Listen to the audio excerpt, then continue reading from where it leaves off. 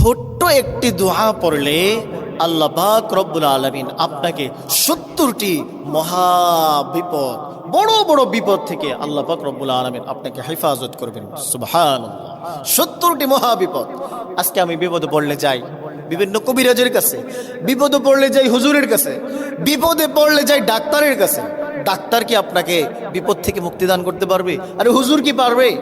কবিরাজ কি আপনাকে মুক্তি দিতে পারবে? বিপদ আপদ দেন আমার আল্লাহ, বিপদ আপদ থেকে হেফাজত করেনও আমার আল্লাহ।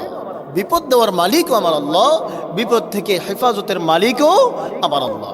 এজন্য প্রিয় প্রিয় ভাইরা আমার, একটি দোয়া 70 বার একটি দোয়া আপনি পড়ুন, আল্লাহ পাক রব্বুল আলামিন আপনাকে বড় বড় 70টি বিপদ আপদ থেকে হেফাজত করবেন।